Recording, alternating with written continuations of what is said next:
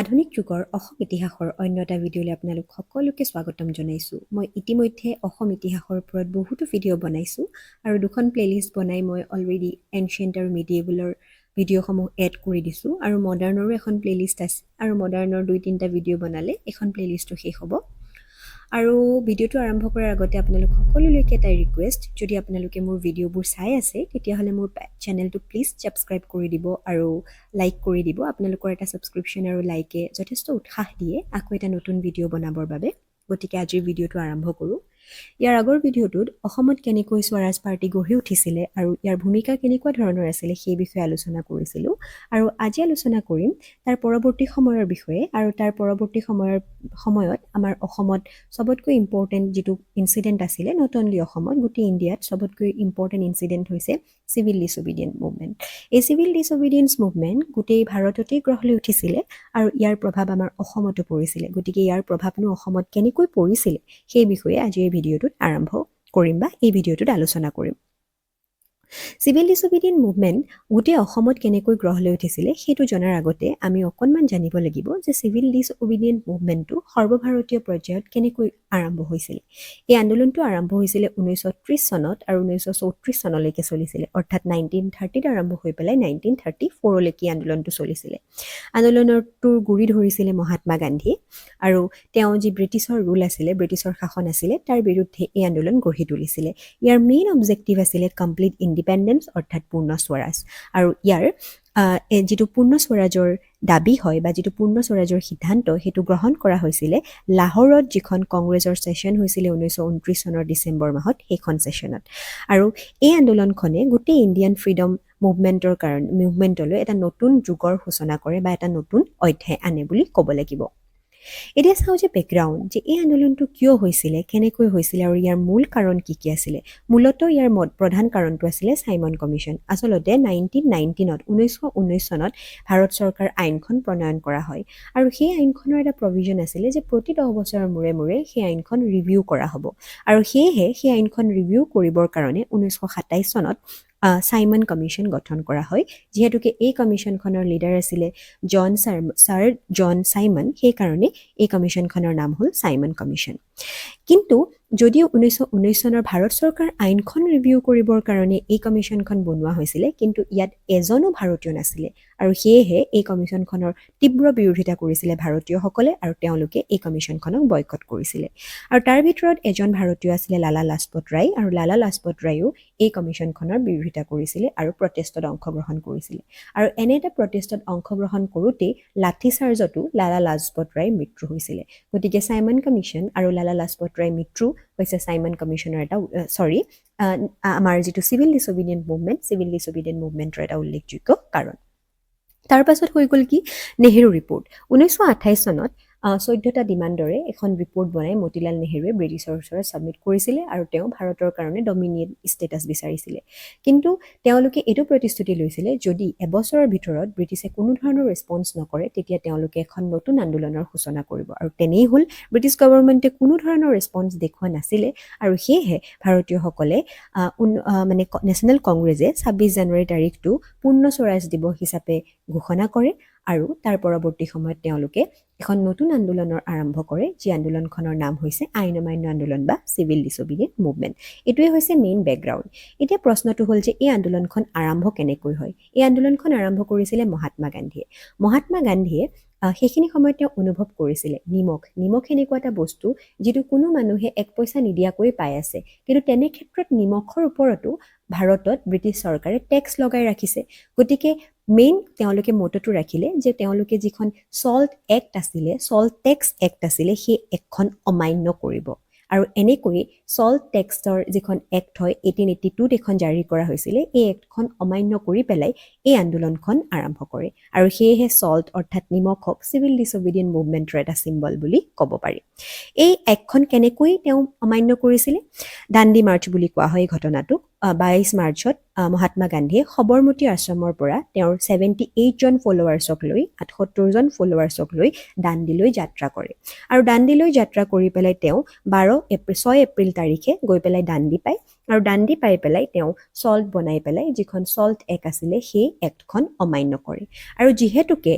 আইন অমান্য কৰি পেলাই এক্ট এখন অমান্য কৰি পেলাই এই আন্দোলনৰ পাতনি মেলা হয় অৰ্থাৎ যি ল চলি আছিলে তাক ডিছঅবিডিয়েন্স কৰি পেলাই যিহেতুকে এই আন্দোলনৰ আৰম্ভণি কৰা হয় সেইকাৰণেও এই আন্দোলনক চিভিল ডিছঅবিডিয়েন্স মুভমেণ্ট বা অসমীয়াত আইন অমান্য আন্দোলন বুলি কোৱা হয় 6 এপ্ৰিল তাৰিখে তেওঁলোকে চল্ট ল ব্ৰেক কৰে আৰু তাৰ লগে লগে যি চিভিল ডিছঅবিডিয়েন্ট মুভমেণ্ট সেয়া গোটেই সমগ্ৰ ভাৰততেই বিয়পি পৰে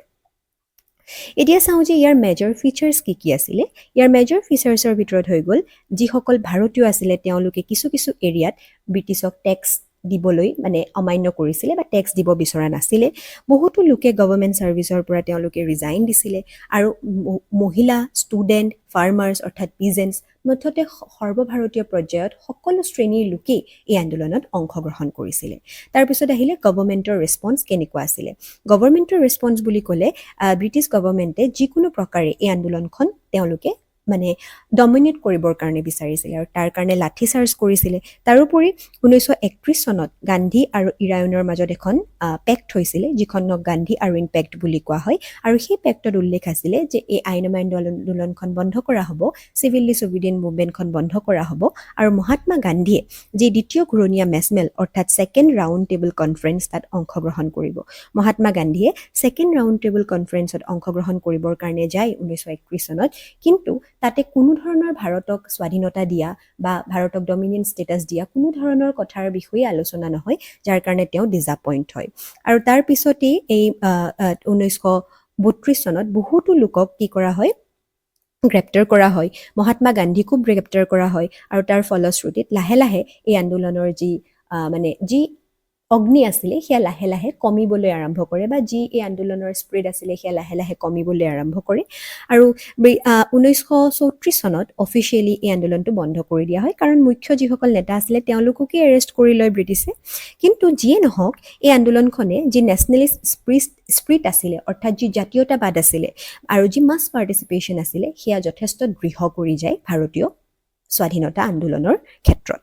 তাৰপিছত চাওঁ যে এই আন্দোলনৰ প্ৰভাৱ অসমত কেনেকৈ পৰিছিলে সৰ্বভাৰতীয় পৰ্যায়ত ইমান এখন ডাঙৰ আন্দোলন হৈছে গতিকে এই আন্দোলনৰ প্ৰভাৱ অসমত পৰিবই পৰিব বা পৰাটো বাঞ্ছনীয় আৰু সেই যে 78 ফলোৱাৰ্ছ আছিল বুলি মই কৈছিলোঁ সেই 78 ফলোৱাৰ্ছৰ মাজত অসমৰো এজন আছিলে তেখেতৰ নামটো আছিলে লীলাধৰ বৰুৱা অসমত কেনেকৈ হৈছিলে দাণ্ডি মাৰ্চৰ পিছতেই অসমতো চিভিল ডিছঅবিডিয়েন্ট মুভমেণ্টৰ আৰম্ভ হয় অসমৰ যিসকল লিডাৰ্ছ আছিলে তেওঁলোকে প্ৰটেষ্ট আৰু ল ভায়োলেশ্যন কেম্পেইন আৰম্ভ কৰি দিয়ে তাৰ লগে লগে প্লেইন আৰু হিল ৰিজন অৰ্থাৎ অসমত যিহেতুকে সমভূমি আৰু পাৰ্বত্য অঞ্চল দুটাই আছে দুটা অঞ্চলতেই এই আন্দোলনৰ ব্যাপক বিস্তৃতি দেখিবলৈ পোৱা যায় বা এই আন্দোলন ব্যাপক হাৰত হোৱা দেখিবলৈ পোৱা যায় তাৰপিছত আহিলে ৰোল অফ বিষ্ণুৰাম মেধি অসমৰ নেতাসকলৰ ভিতৰত বিষ্ণুৰাম মেধি চিভিল ডিছঅবিডিয়েন্ট মুভমেণ্টৰ ক্ষেত্ৰত যথেষ্ট উল্লেখযোগ্য আছিলে আৰু তেখেতে ভলণ্টাৰীজ অৰ্গেনাইজ কৰিছিলে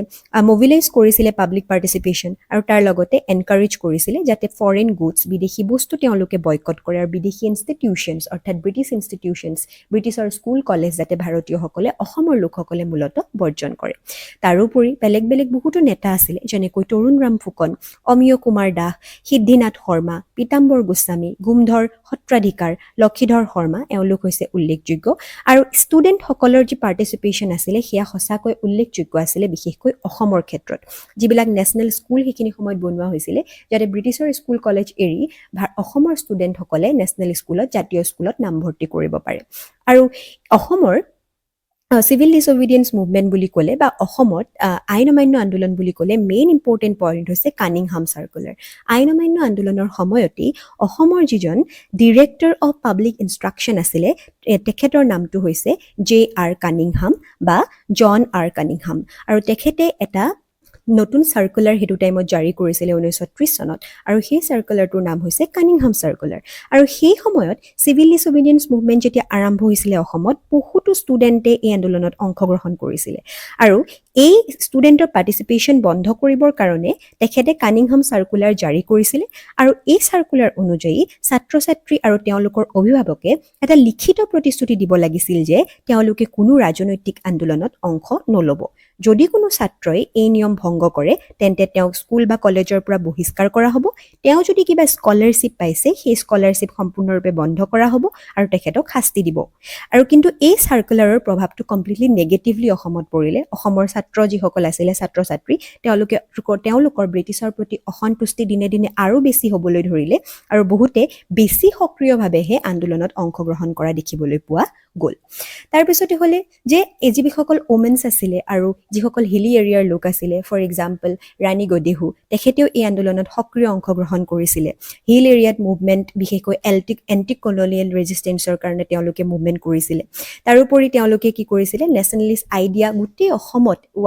ৱাইডলি বিয়পিবলৈ আৰম্ভ কৰিছিলে অৰ্থাৎ জাতীয়তাবাদ ৱাইডলি স্প্ৰেড হ'বৰ কাৰণে আৰম্ভ কৰিছিলে তাৰোপৰি অসমত কেনেকুৱা ধৰণৰ ইম্পেক্ট পৰে বিশেষকৈ যিসকল ষ্টুডেণ্ট আৰু ইউথ এক্টিভিজিম আছিলে তেওঁলোকৰ এক্টিভিজিম বেছিকৈ হোৱা দেখিব পোৱা গৈছিলে ইনক্ৰিজড হোৱা দেখিব পোৱা গৈছিলে ইণ্ডিয়ান নেশ্যনেল কংগ্ৰেছ আৰু বেছি ষ্ট্ৰেংথ হৈ গৈছিলে আৰু বেছি শক্তিশালী হৈ পৰিছিলে অসমত আৰু তাৰ লগে লগে তেওঁলোকে